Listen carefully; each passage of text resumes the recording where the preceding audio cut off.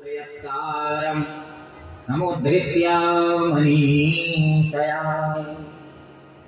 बोले कि सार में ये इन प्रश्नों का उत्तर हम लोगों को बताइए। छठी बात है, पांचवी बात है। बोले मैं धर्म संस्थापनार्थाय संभवामि युगे युगे। भगवान कहते हैं कि मैं धर्म की स्थापना करने के लिए प्रत्येक युग में अवतार लेता हूं। आप कृपया छठे प्रश्न के रूप में आप कृपया बताएं कि जब भगवान धर्म की स्थापना करने के लिए जन्म लिए पृथ्वी पर प्रकट हुए तो धर्म की स्थापना करने के बाद वो गए कहां? ये मुख्य रूप से 6 प्रश्न, 6 प्रश्न पूछा क्रमशः। मैंने कल निवेदन किया था कि भगवान पृथ्वी पर क्यों आते हैं, तो कहा यदा यदा हि धर्मस्य ग्लानिर्भवति भारत अभ्युत्थानं धर्मस्य तदात्मानं सृजाम्यहम् परित्राणाय साधूनां विनाशाय च दुष्कृताम् और धर्म संस्थापनार्थाय संभवामि युगे युगे। जब जब हो ही धर्म के हानि बढ़े असुर अधम अभिमानी।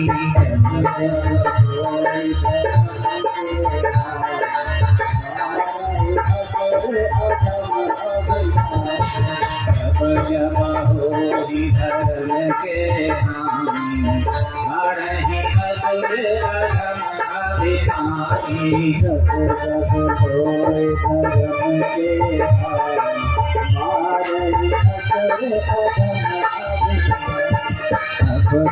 प्रभु धरि जीवित शरीरा हरे कृपा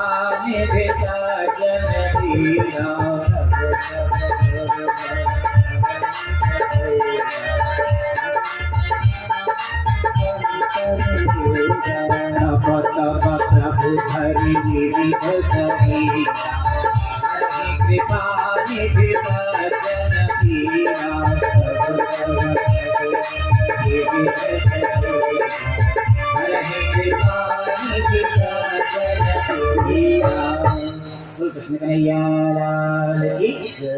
जब जब इस पृथ्वी पर पाप बढ़ते हैं, जब जब धर्म की हानि होती है, अधर्म की वृद्धि होती है, तब तो परमात्मा हमारे लिए भिन्न भिन्न रूपों में जन्म लेता है, प्रकट होता है। और देखो वह हमें कितना मानता है कि जब जब हमारे यहाँ धर्म की हानि होती है, धर्म के कहा गोविंद्रैश्च वेदैश्च सतीभिः सत्यवादिभिः अलुब्धैर्दानशीलैश्च शब्दभिर्धार्यते महि। जब जब पृथ्वी पर पाप बढ़ता है तब तो परमात्मा भिन्न भिन्न रूपों में, अरे जिस चीज को हम देखना और छूना भी पसंद नहीं करते, भगवान वो रूप लेकर के भी पृथ्वी पर अवतार लेते हैं। भगवान भक्तों के लिए सूकर बन गए जी। सूअर को हम और आप पसंद करते हैं क्या? भगवान ने 12 अवतार लिया, भगवान ने नृसिंहावतार लिया। ये सारी चर्चाएं आगे आ रही हैं। एक बार श्री किशोरी राधा जी गोलोक धाम में विराजती हैं। उस गोलोक धाम में श्री किशोरी राधा जी विराजती हैं, जहां उनके एक लीला सूत्र है। क्योंकि व्यास जी ने कल की कथा में मैंने बताया था कि व्यास जी ने श्रीमद् भागवत का निर्माण किया। तो जब श्रीमद् भागवत का निर्माण किया तो मन में विचार आया कि इसका एक उचित वक्ता होना चाहिए, क्योंकि द्वापर के बाद कलयुग आने वाला था। तो जब कलयुग आएगा तो इसमें भागवत धर्म का प्रचार आवश्यक है। तो जब भागवत धर्म का प्रचार आवश्यक है तो अब उसका क्रम बन रहा था, भागवत धर्म का प्रचार करने वाला कौन होगा। तो श्री किशोरी राधा जी गोलोक धाम में विराजती हैं। वहां उनके साथ खेलने वाला एक लीला सुख, एक सुग्गा था। जो किशोरी राधा जी के साथ खेला करता था, छोटा सा सुग्गा। श्री किशोरी राधा जी ने कहा कि सुख, बोले हाँ मैया। बोले तुम्हें पृथ्वी लोक में जाना है। बोले अच्छा क्यों? बोले तुम्हें पृथ्वी लोक में जाकर भागवत धर्म का प्रचार करना है। बोले माता जी क्यों भेज रही हो? कितने सुंदर आपके चरणों में पड़ा रहता हूँ, आपकी गोदी में खेलता रहता हूँ। पृथ्वी पर तो पता नहीं कितने पापाचार, अनाचार, दुराचार होते रहते हैं, क्यों मुझे वहां भेजने क्यों लगी? बोले देखो, जब तक नहीं जाओगे तब तक आने वाला जो कलिकाल है वह और भयंकर है। वहां भागवत धर्म का प्रचार आवश्यक है। आपके पिता ने इसीलिए श्रीमद् भागवत की रचना की, इसलिए आपको वहां जाना है। बोले माता जी जो 2-4 माला आपकी जपता हूँ, वहां जाकर के तो माया ऐसी पकड़ती है कि फिर माया छोड़ती ही नहीं। हाँ, हमारा जब जन्म हो जाता है तो फिर माया ऐसी पकड़ती है कि हमको छोड़ता ही नहीं। बोले नहीं, धर्म का प्रचार करने को आपको ही जाना पड़ेगा। वो वहां से एक सुब्बी के गर्भ में आए। इधर नारद जी का परिचय मैंने कराया था कल आपको कि नारम ज्ञानम ददाति थी नारदा। नारद ज्ञान के प्रदाता है। नारद जी ने जिनके कान में मंत्र दीक्षा दे दी, उसको भगवान मिल गए। प्रहलाद 5 वर्ष के थे, नारद जी ने उन्हें दीक्षा दी और उतने छोटे बालक को जो है भगवान प्राप्त हो गए। ध्रुव 8 वर्ष का बालक था। ध्रुव को पहले नारद जी ही मिले थे और नारद जी ने उनके कान में दीक्षा दी और ध्रुव को भी 8 वर्ष की अवस्था में भगवत प्राप्ति हो गई, भगवान का दर्शन हो गया। तो ये है नारद। कहा नारम ज्ञानम ददाति थी नारद, जो ज्ञान का प्रदाता है उसका नाम है नारद। और दूसरा अर्थ भी है, कहा नारम अज्ञानम द्यति खंडयति थी नारद। बोले जो अज्ञान का खंडन कर दे उसका नाम नारद है। और एक नारद हम लोगों के बीच भी बसते हैं।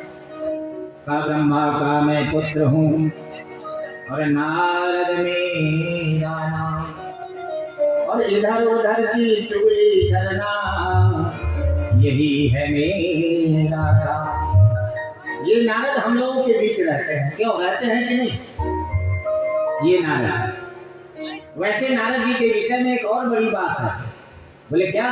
बोले नारद जी जिस घर में लगातार झगड़ा हो रहा हो, वहां यदि नारद जी पहुंच जाए तो वहां सदैव के लिए झगड़ा बंद हो जाता है। और जहां कभी झगड़ा नहीं होता हो, वहां यदि नारद जी पहुंच जाए तो वहां उसी दिन से झगड़ा शुरू हो जाता है। श्रीमद् नारायण नारायण नारायण, श्रीमद् नारायण नारायण नारायण, श्रीमद् नारायण नारायण नारायण, श्रीमद् नारायण नारायण नारायण, भजमन नारायण नारायण नारायण, भजमन नारायण नारायण नारायण, सत्य नारायण नारायण नारायण, सत्य नारायण नारायण नारायण। रुपेश जी, भवेश जी,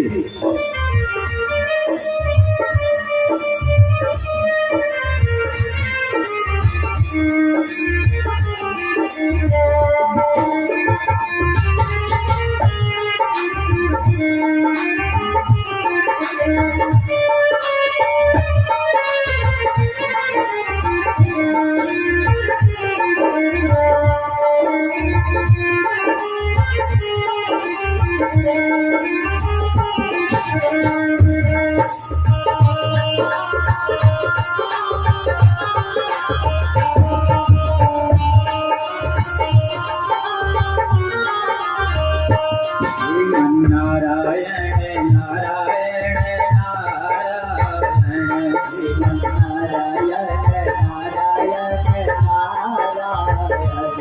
सत्यनारायण नारायण नारायण सत्यनारायण नारायण भजमन नारायण नारायण नारायण भजमन नारायण नारायण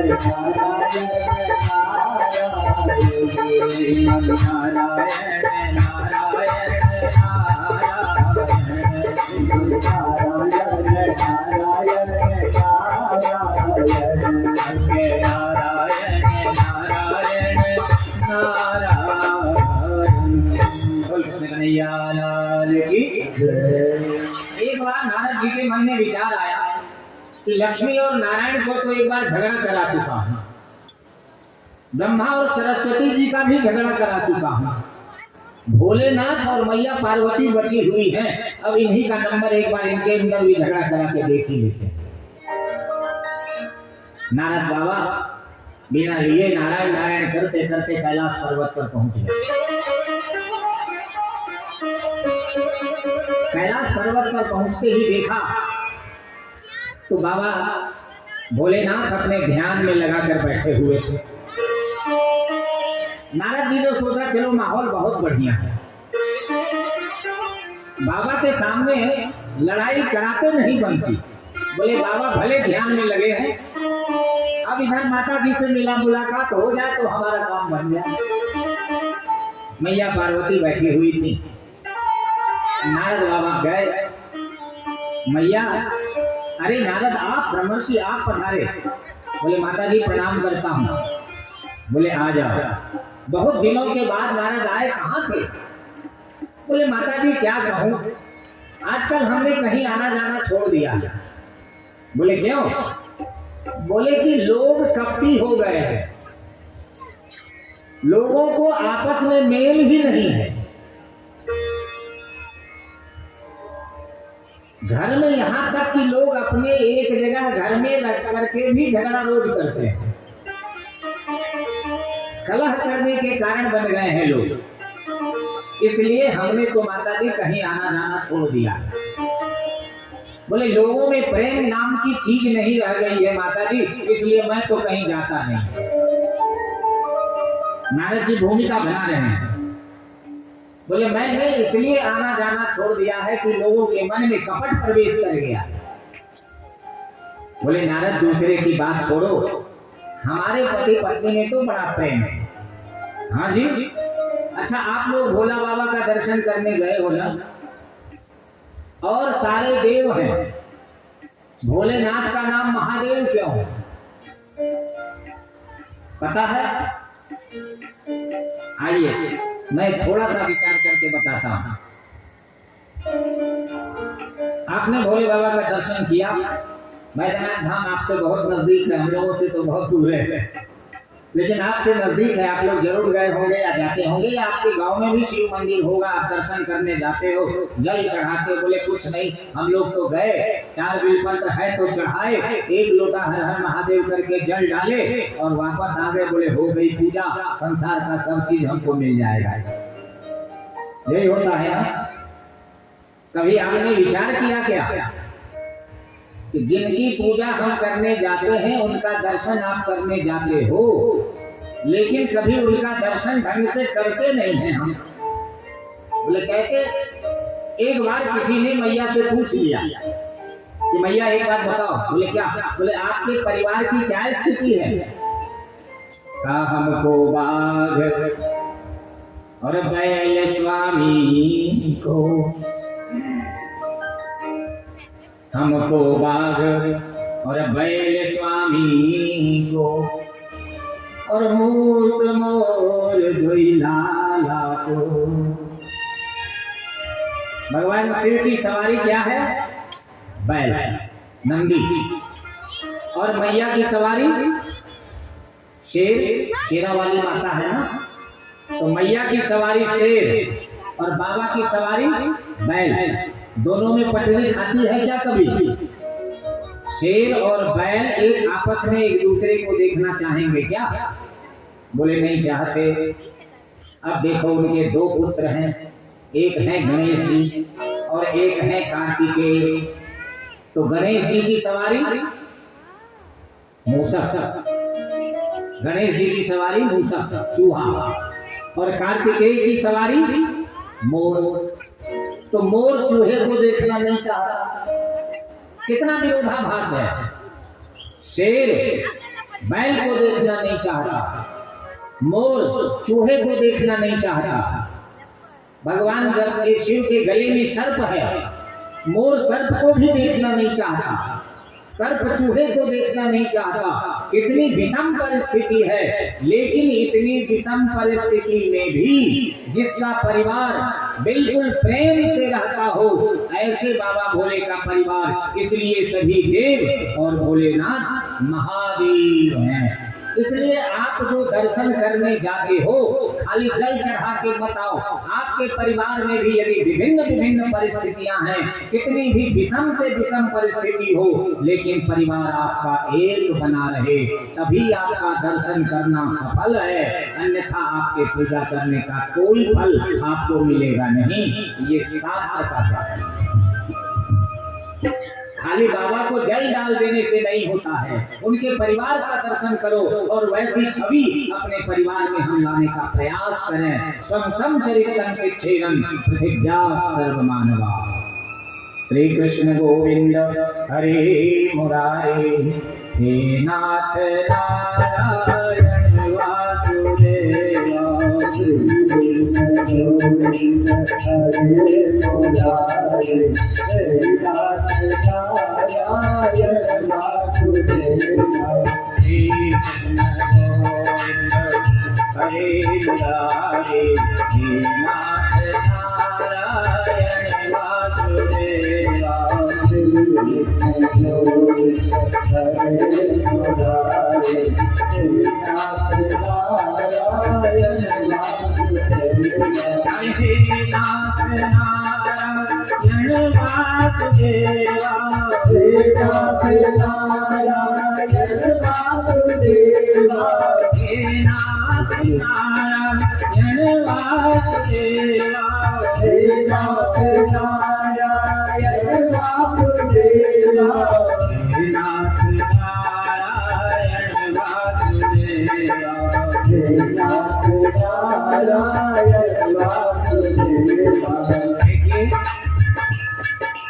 भजन सभी लोगों को करना चाहिए, क्योंकि शायद कथा आपके माथे में आए ना आए, कम से कम भजन का लाभ तो आपको मिल ही जाएगा। जितनी बार आप भजन करोगे भगवान उससे ही प्रसन्न होंगे। क्योंकि मैं बार बार कहता हूँ, अरे कलयुग केवल नाम आधारा, कलयुग केवल नाम आधारा। मेरी नर उठ नहीं पारा, मेरी नर उठ नहीं पारा। कलयुग योग नहीं जाना, कलयुग योग नहीं जाना। एक आधार राम गुण गाना, एक आधार राम गुण गाना। हे कृष्ण गोविंद हरे मुरारे, नाथ नारायण वासुदेवा। श्री कृष्ण गोविंद हरे मुरारे, हे नाथ नारायण वासुदेवा। हे नाथ नारायण वासुदेवा, हे नाथ नारायण वासुदेवा। हे नाथ नारायण वासुदेवा, हे नाथ नारायण वासुदेवा। हे नाथ नारायण वासुदेवा। कन्हैया लाल की जय। नारद बाबा ने कहा, मैया मैं इसलिए बाहर जाना आना छोड़ दिया। बोले नारद देखो, और तो बाहर की बात मैं नहीं करती, लेकिन हमारे पति पत्नी में तो बड़ा प्रेम है। बोले अच्छा, बड़ा प्रेम है? बोले हाँ। बोले कैसे? बोले आज तक भगवान शिव हमसे कुछ भी नहीं छुपाता, जो भी होता है सब कुछ बता देते। बोले अच्छा। बोले हाँ, यदि उनको कभी स्वप्न में भगवान का दर्शन हो जाए तो वो भी बता देते हैं, जो कि नहीं बताना चाहिए, लोग नहीं बताते, लेकिन हमारे और शिव जी में तो इतना प्रेम है कि वो सब कुछ मुझे बता देते हैं। बोले अच्छा, सब बता देते हैं? बोले हाँ। बोले तो अच्छा एक बात बताओ। बोले क्या? बोले कि भगवान शिव के गले में मुंड की माला है, भगवान शिव मुंडों की माला पहनते हैं। बोले हाँ पहनते हैं। बोले आपको कभी ये बताया कि वो मुंडों की माला किसकी मुंडों की माला पहने? अब मैया को आया, माथे पर जोर दिया, बोले ना ये तो कभी नहीं बताया। बोले तब खाक प्रेम करते हैं आपसे? जिस मुंडों की माला भगवान शिव 24 घंटे गर्दन से लटकाए रहते हैं, उसके विषय में आपको नहीं बताया, तो आप तो झूठे कह रही हो कि बहुत प्रेम करते हैं। यदि आपको प्रेम करते होते तो 24 घंटे जिस माला को गले में लटकाए घूमते हैं, उसके विषय में आपको बताते ना। माफ करना माताओं, माता जी लोगों के मन में यदि एक बात कहीं बैठ गई ना, तो जब तक उसका बाल का खाल और खाल का बाल नहीं निकाल लेंगी, तब तक तो समझो मामला गड़बड़ है। अब नारद जी ने ये कह दिया कि 24 घंटे मुंडों की माला लटकाए घूम रहे हैं, आपको नहीं बताया, तो खाक प्रेम करते हैं आप? बस इतना कहते नारद जी ने कहा हमारा काम हो गया। बोले आप कह रही थी कि बड़ा भगवान भोलेनाथ मानते हैं, अब बताओ आपको जो 24 घंटा लिए घूम रहे हैं उसके विषय में नहीं बताया, तो क्या प्रेम करेंगे आपको? बोले कि नारद तुमने तो बिल्कुल सही कहा, आज तक उन्होंने नहीं बताया कि ये मुंडों की माला किसकी है। बोले माता जी मेरा ऐसा कोई मतलब नहीं था, मैं तो सिर्फ आप कहे कि बहुत ज्यादा प्रेम है इसलिए मैंने पूछ लिया आपसे, मेरी कोई मनसा ऐसी नहीं थी कि आप पूछो ही। वहां से उठे और चल दिए श्रीमन नारायण नारायण नारायण श्रीमन नारायण नारायण नारायण भजमन नारायण नारायण नारायण भजमन नारायण नारायण नारायण सत्य नारायण नारायण सत्य नारायण नारायण नारायण श्रीमन नारायण नारायण नारायण श्रीमन नारायण नारायण नारायण भजमन नारायण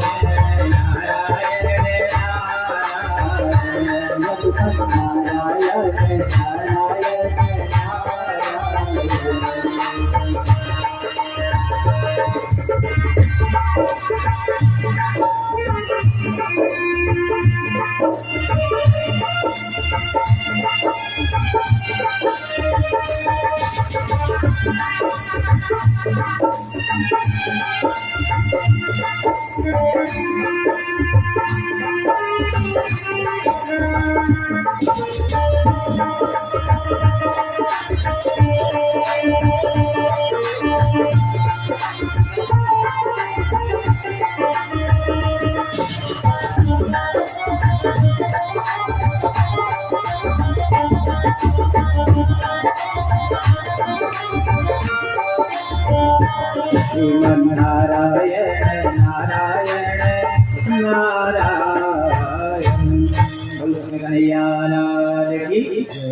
ये बीजारोपण कर दिया नारद जी ने। माता जी अब तो हम चलते हैं।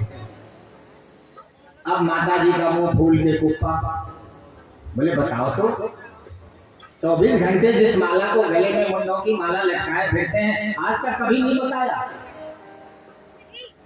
जाते समय नारद जी भगवान भोलेनाथ के पास गए, तब तक उनका ध्यान टूट गया, जाकर प्रणाम किया। बोले नारद आज बहुत दिनों के बाद आपका आना हुआ। बोले बस महादेव दर्शन करने की इच्छा हुई थी, माता जी का भी दर्शन। बोले माता जी से मिल लिए? बोले हाँ हाँ मिल लिए। अब हम चल रहे हैं और जाते जाते कह गए कि आपको माता जी ने याद किया। भगवान ने कहा कि नारद जी जाएं और माता जी से मिलें और फिर वो याद न करें, ऐसा तो हो ही नहीं सकता। बिल्कुल याद कर रहे होंगे। भोलेनाथ समझ गए कि कुछ न कुछ खुराफात तो नारद करके गए हैं। बोले माता जी ने आपको जल्दी याद किया है, थोड़ा जल्दी चले जाना। पुराने जमाने में जब मकान बनता था, बड़ा मकान बड़े लोगों का, तो उसमें एक कमरा अलग से बनता था जो माताओं के रूठने के लिए होता था, जिसका नाम था कोप भवन। हाँ, माताएं अपने सारे आभूषण उतार कर उस कमरे में चली जाए तो समझ जाना गृह मंत्रालय में गड़बड़ है। माता जी ने सारे आभूषण उतार दिए, उतार कर किनारे जाकर के, कैलाश पर कोई मकान तो उनका था नहीं, किनारे जाकर के वृक्ष के नीचे बैठे। भोलेनाथ पहुंचे। देवी कहो नारद जी आए थे। मैया चुप बैठी हैं, मुंह फूला हुआ है, पूरा लाल लाल चेहरा हो रखा है। बोले मैंने कहा नारद जी आए थे देवी।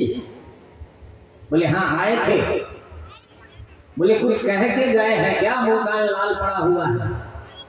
बोले नहीं, उन्होंने तो हमारी आंखें खोल दी, उसने जो कहा बिल्कुल ठीक कहा। बोले अच्छा, ऐसा क्या कह दिया? बोले आप हमसे बिल्कुल प्रेम नहीं करते। बोले क्यों? बोले आप ऊपर से जितने काले हो उतने अंदर से भी काले हो। बोले आखिर बात क्या है ये तो बताओ, मैं तो तुम्हें कितना मानता हूं। बोले आप मानते हो आप हमको? आप अपने गले में 24 घंटे मंदों की माला लिए घूमते हो, आपने कभी मुझे बताया कि ये माला किसकी है? बोले तुमने कभी पूछा नहीं इसलिए नहीं बताया, इसमें कौन सी बड़ी बात है? बोले नहीं, ये इतना प्रिय आपको कैसे है? ये किसके मुंडों की माला है जिसे आप अपने गले में 24 घंटे लिए फिरते हो, कभी उठाते नहीं? बोले पार्वती देखो, मैं तुम्हें इतना ज्यादा मानता हूं कि ये प्रमाण है उस मुंडों के। ये जो मुंडों की माला है ये प्रमाण है, तुम जितनी बार मृत्यु को प्राप्त होती हो मैं उतनी बार तुम्हारे मुंडों की माला अपने गले में पिरो लेता हूँ, मैं इतना मानता हूँ।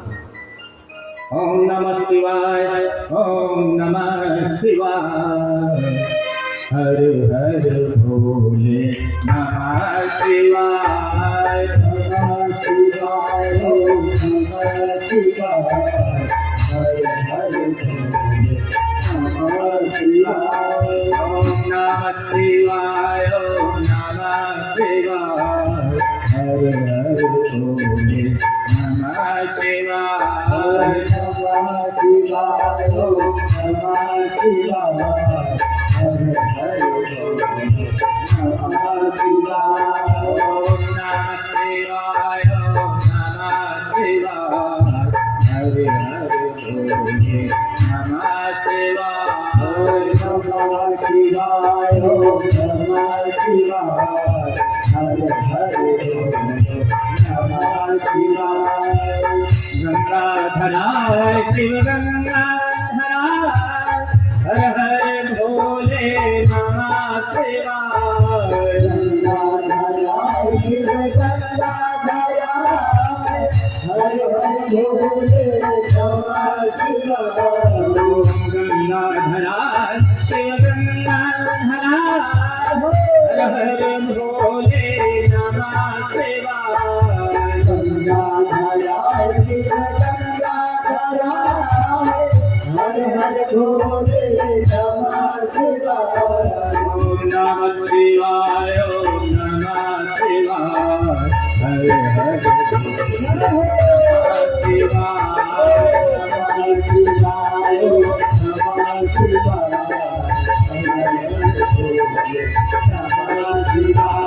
ओम नमः शिवाय, हर हर भोले नमः शिवाय, ओम नमः शिवाय, ओम नमः शिवाय, हर हर भोले नमः शिवाय, ओम नमः शिवाय, ओम नमः शिवाय, हर हर भोले नमः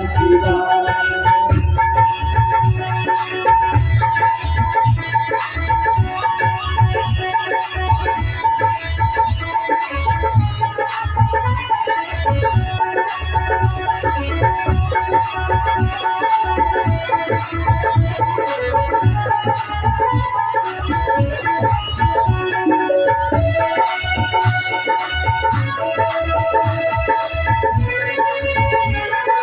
सभी लोग बोलिए, थोड़ी मीठी मीठी तालियां और सभी लोग बोलो, बड़ा मजा आएगा।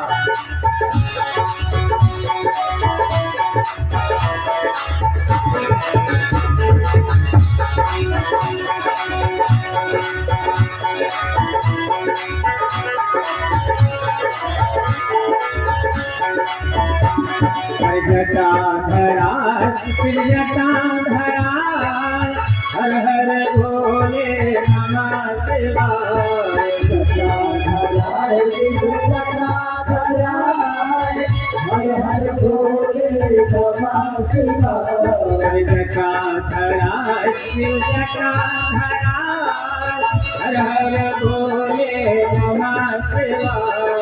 जटा धरा फिर जटा धरा, हर हर भोले नमः शिवाय। नमः शिवाय, नमः शिवाय, नमः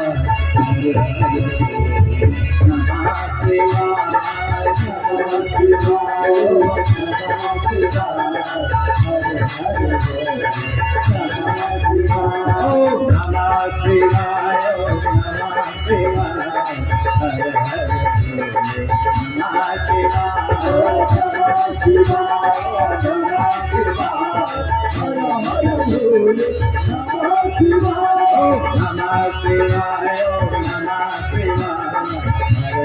शिवाय,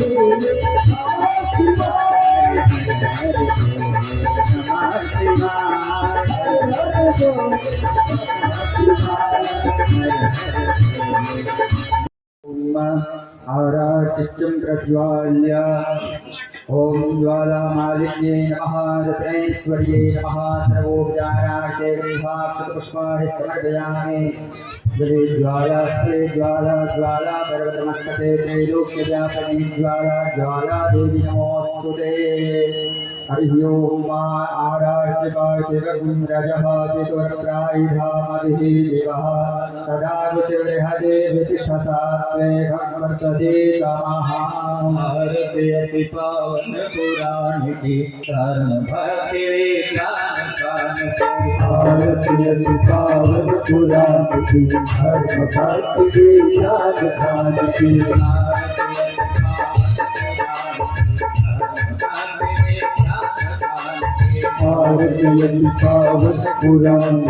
धर्म भक्ति राजधान की।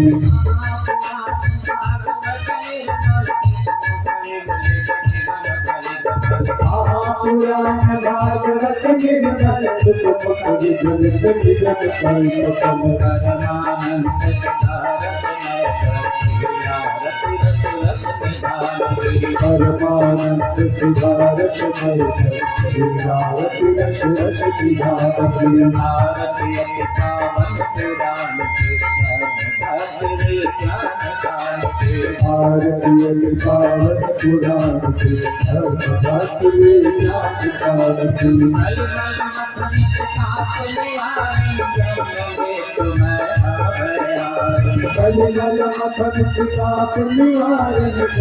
भागवत परमानंद सिद्धारथ भारतीय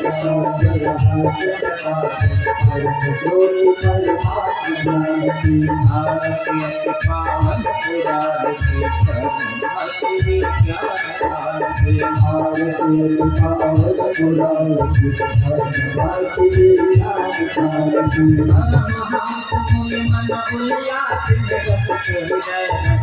के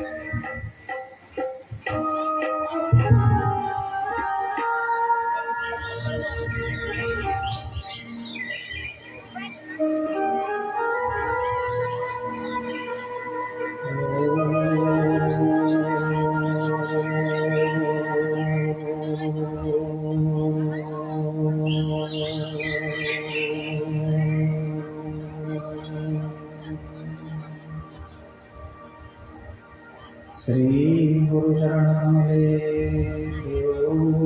नमः। वागीशायस्य वदने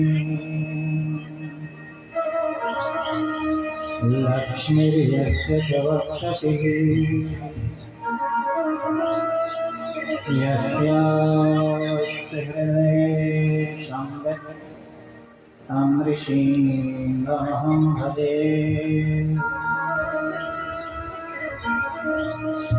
ॐ नमः परमहंसास्वादितगुरुशरणसिंहकरुणाय भक्तजनमानसनिवासाय श्रीमद्रामचन्द्राय विश्वसर्गनिसर्गश्च नवलक्षणलक्षिताम् श्रीकृष्णाख्यो परमधाम जगद्धाम नमामि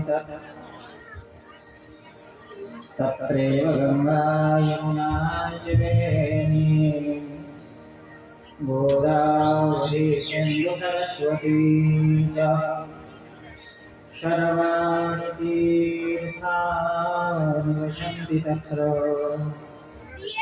यत्राक्षितोदारकथाप्रसङ्गः गोविन्दाय नमो नमः। बर्हापीठं नटवरवपु कर्णयो कर्णिकारा विवरदभाषा कनककपिशा वैजयन्तीं जमाला रन्ध्राणवेणों नधरसुधया पूरयन् गोपवृन्दे वृन्दारण्य स्वपदर्मणाम् प्राविशद्गीतकीर्तिः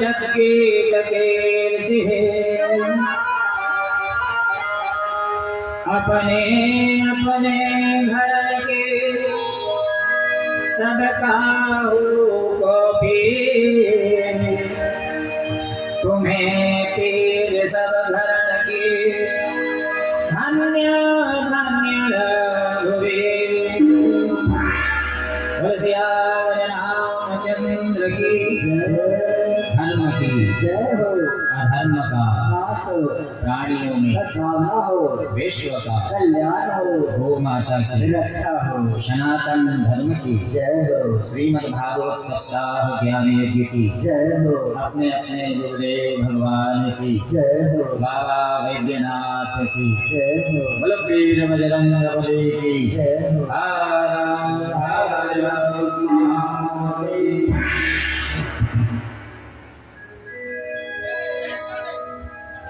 परमादरणीय दर्शनीय वंदनीय नित्य स्मरणीय श्री गुरुचरण श्रीमद् भागवत सप्ताह कथा ज्ञान यज्ञ के मुख्य आयोजक श्री सीताराम झा जी पुण्य पवित्र कलेल ग्राम के समस्त कथा रस रसिक सज्जन वृंद स्नेहमयी मोदमयी ममतामयी मंगलमयी माताएं मंचस्थ हमारे वैदेही भजन मंडल के सहयोगी कलाकार इलेक्ट्रॉनिक और प्रिंट मीडिया के हमारे बंधुवर्ग देश के भविष्य प्यारे बच्चों भगवान श्याम सुंदर की असीम अनुकंपा हमारे और आपके पूर्व जन्मों के संस्कार के तहत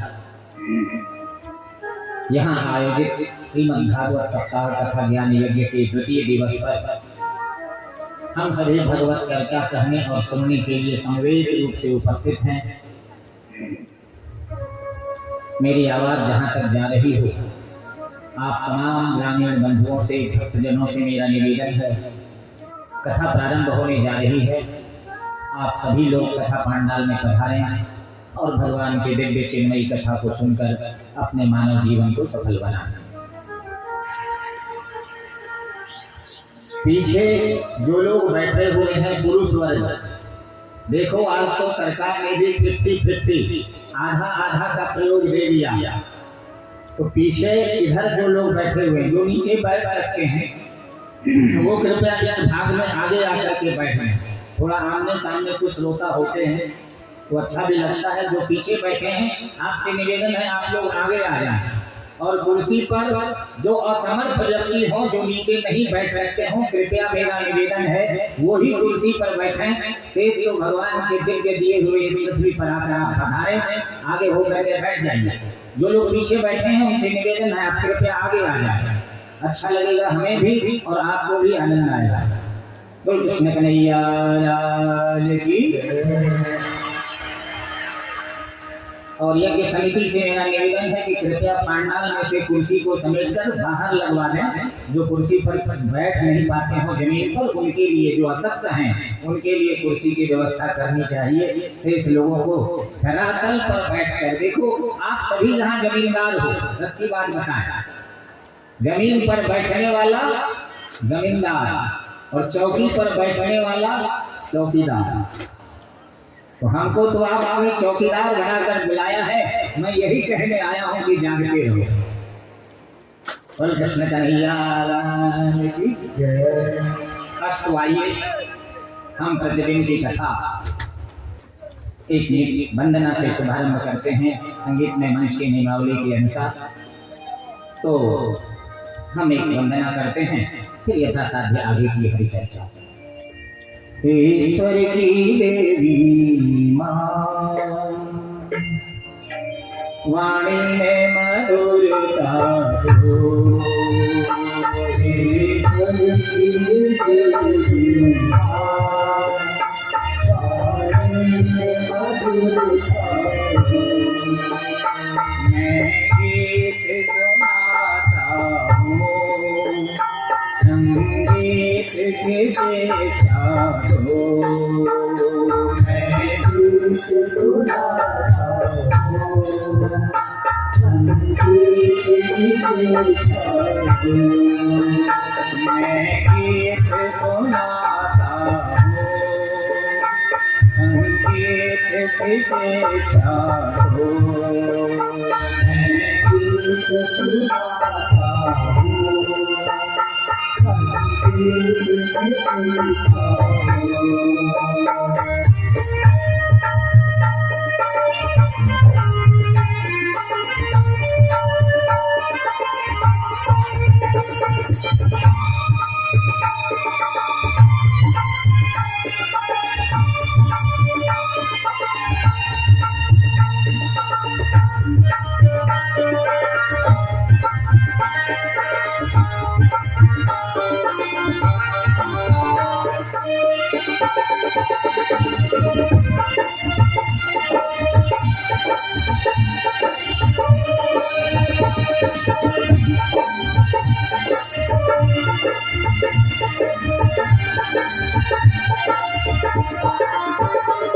अज्ञान ग्रसन होकर क्या गीत सुनाऊं मैं।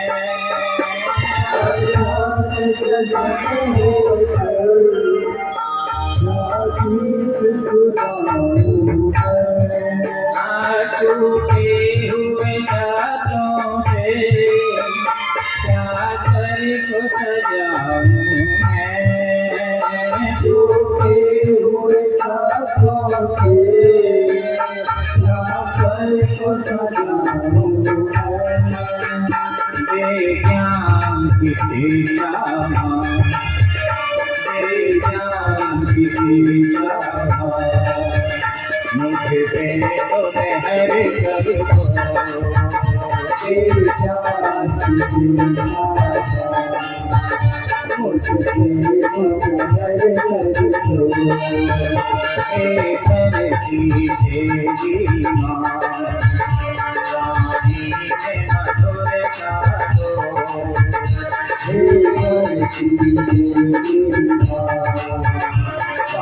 में मधुरता दो। करती तेरी माँ, रानी में मधुरता दो। मैं गीत सुनाता हूँ, संगीत किसे चाहो। मैं गीत सुनाता हूँ, संगीत किसे चाहो।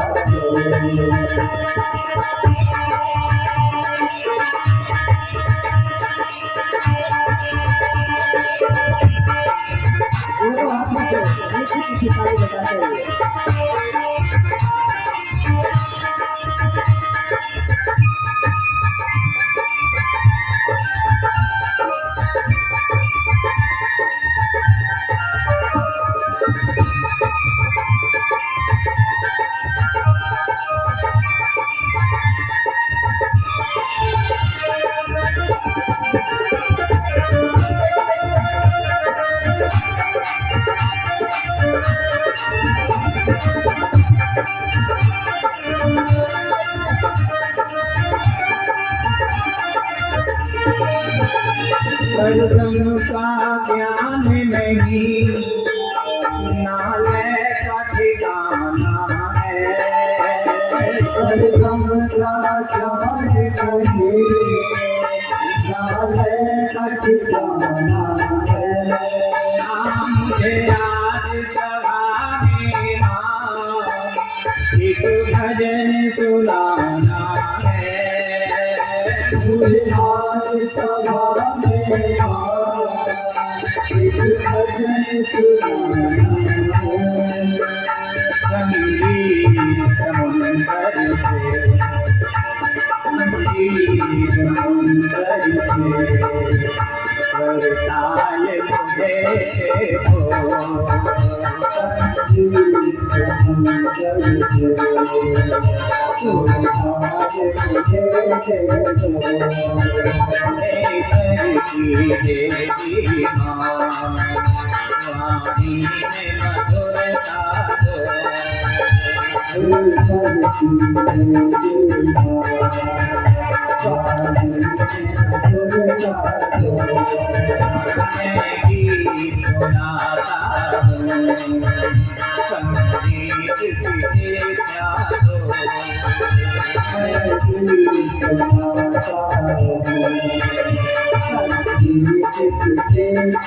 दो।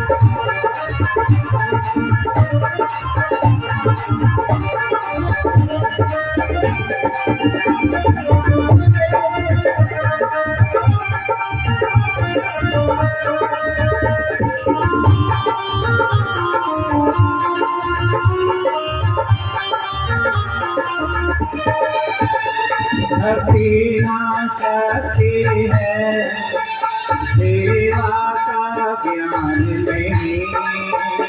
भक्ति ना शक्ति है, सेवा का ज्ञान नहीं। मुझे आज सुनाने को मेरी मैया कुछ भी नहीं। मुझे आज सुनाने को मेरी मैया कुछ भी नहीं। गीतों के खजाने से, गीतों के खजाने से एक गीत मुझे दे दो। गीतों के खजाने से कुछ गीत मुझे दे दो। करती देवी माँ वाणी में मधुरता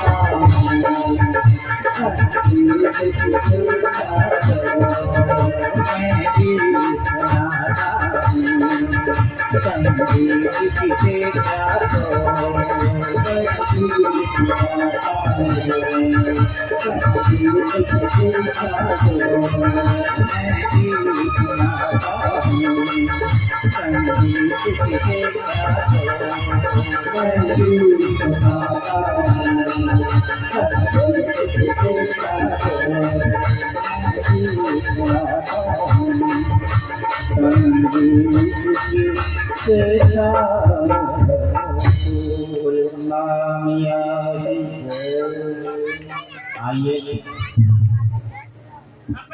श्रीमद् भागवत ज्ञान सप्ताह यज्ञ का मंगलमय शुभारंभ। भगवान की कथा चिन्मयी है, अद्भुत है।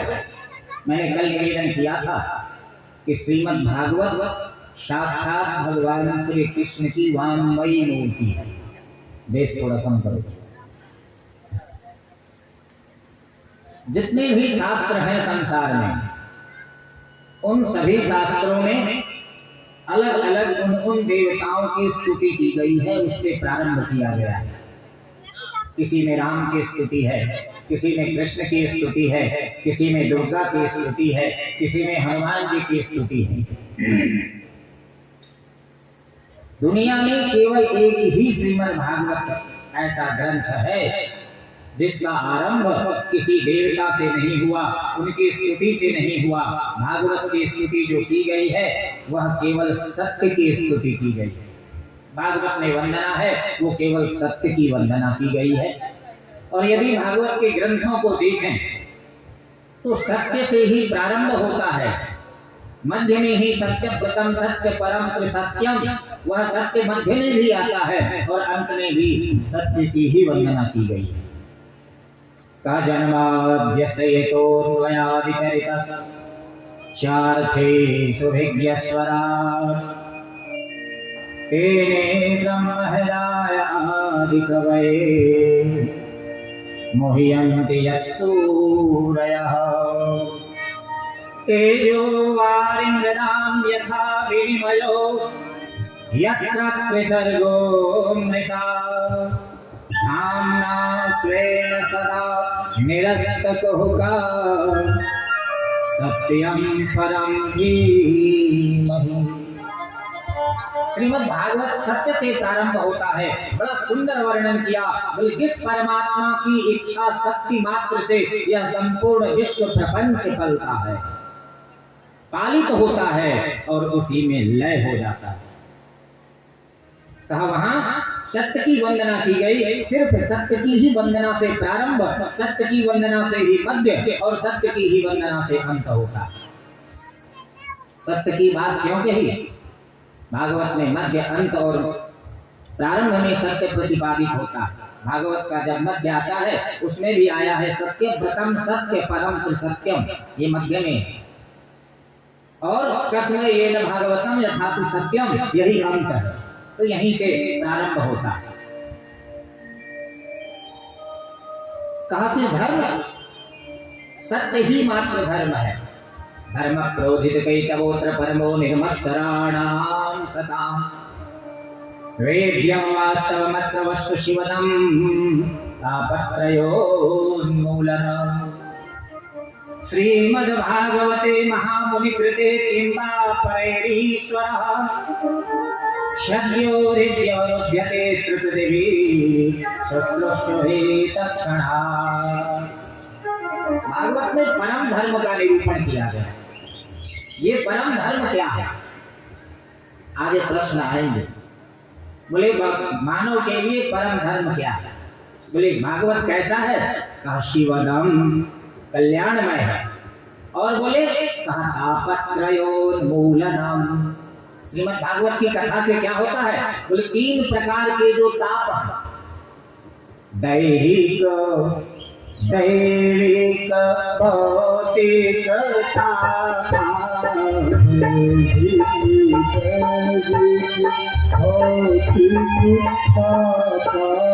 दैविक भौतिक ताप,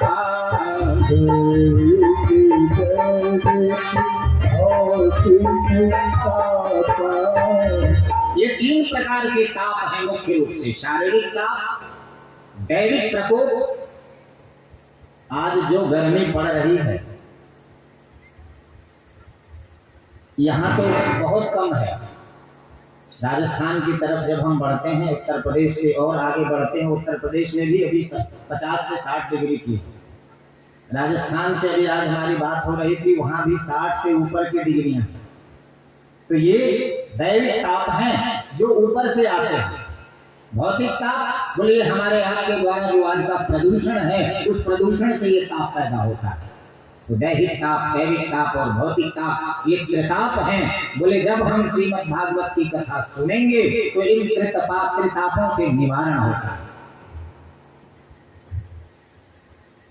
श्रीमद् भागवत की कथा इसलिए श्रीमद् कहा नैमिषारण्य का दिव्य प्रांगण है, बड़ा सुंदर प्रांगण है। 88,000 संत उसमें बैठे हुए हैं, विराजमान हैं। भगवान सूत जी व्यास के रूप में व्यास गद्दी पर विराजमान है। एक संत उसमें से खड़े होते हैं। उसमें ऐसे ऐसे संत बैठे हैं जिन्होंने कई युगों को देखा, कई इंद्र को देखा। वशिष्ठ हैं, कश्यप हैं, अत्रि हैं, इन्होंने मार्कंडेय ऋषि हैं जिन्होंने कई युगों को देखा। सत्यता चिरंजीवी, मार्कंडेय चिरंजीवी हैं, आज भी हैं। कहा अश्वत्थामा बलिर्व्यासो हनुमानश्च विभीषणः कृपः परशुरामश्च सत्यता चिरंजीविना अष्टमो मार्कंडेय। ये चिरंजीवी हैं, ये कभी मरते हैं, चिरंजीवी कहा गया है इनको।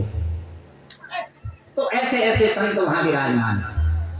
उसमें से एक संत सौनकादि ऋषि में से, सौनक आदि जो ऋषि हैं उसमें से एक संत खड़े होते हैं और कहते हैं आप इतिहास के जानकार हो, पुराणों के ज्ञाता हो, आपसे पूछने का मन होता है।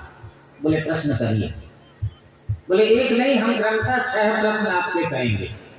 ध्यान रखिएगा, ये 6 प्रश्न ही नींव है श्रीमद् भागवत का, और इसी का उत्तर जो है वह संपूर्ण श्रीमद् भागवत है, इसी 6 प्रश्नों।